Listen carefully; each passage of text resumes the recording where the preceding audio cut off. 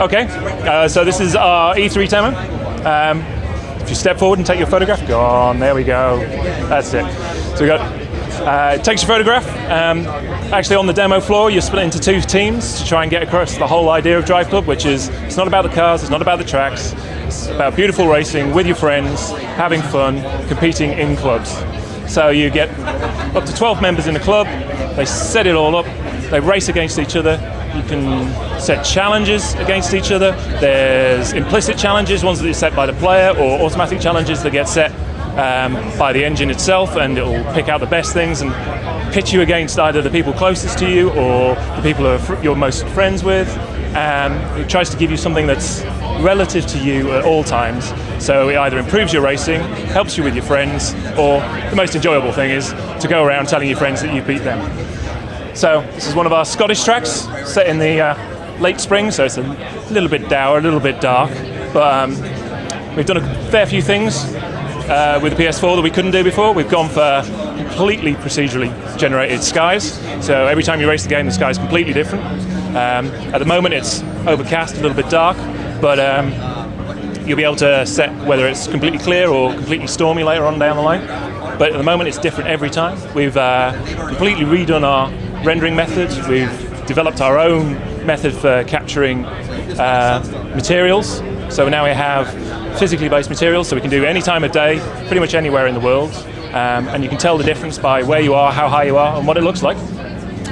We've taken that sort of level of detail to all the vehicles as well, to the point where I see bugs saying this isn't the right bolt on the floor sill for the car.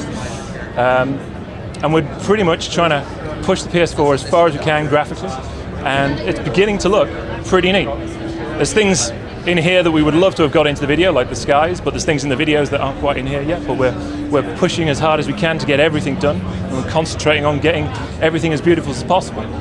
The whole ethos of getting the challenges all done, you'll see there is that big yellow line is a speed test line, so it compares your speed against everyone else who's raced the demo today.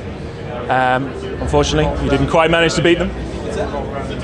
But at the same time, you can see our new crowd system where you can have up to 15, 20,000 people just stood on a corner, all reacting to how well you're doing. They'll cheer massively and get really quite whoopy and hollery if you're doing really well, and they'll go clap nice and gently if you're just poodling around and just trying to get on with getting around the track.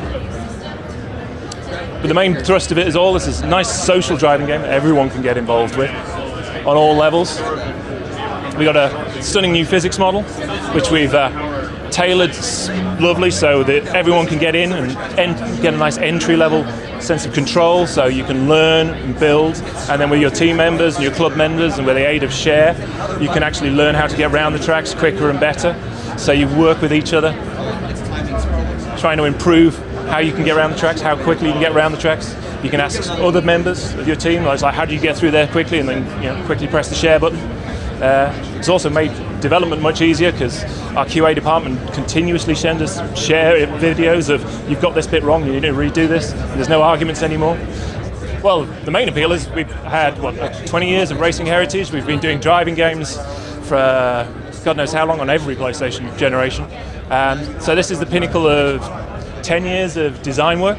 So we've actually conceived this long before it was physically possible to do. So we've been doing all the background work and trying to get that sort of level of social share, the level of interaction, the level of detail, all culminating now when it's finally possible to do. And it gives us a great leg up. We've made all the mistakes already, so hopefully we're getting it right this time. For a studio of car nuts, and we are a studio of car nuts, there's no way around it. We spent a lot of time talking with the manufacturers, trying to get actually a hold of the data that they use to build the cars physically themselves, and we based our model solely off that. So it wasn't just going and looking at cars, measuring them, photographing. We actually went down and got all the CAD data that they use to generate the vehicles when they put them into production, and actually copied that as much as we could to actually get perfect Vertex interpretations of their vehicles. They all get sign-off. They're all their babies. They're never going to let us produce anything that they don't like. But yeah, I think we've got it about as accurate as you possibly get without actually having to physically put a real car in the game. Okay, you've just seen the latest build of DriveClub and the E3 demo. As ever, stunning visuals. We're working on it hard. It's getting better every week to the point where even I can't tell it's the same build from day to day sometimes. We're ready for launch, and it should be part of the PlayStation Plus pack for everyone to get when that comes along at the same time.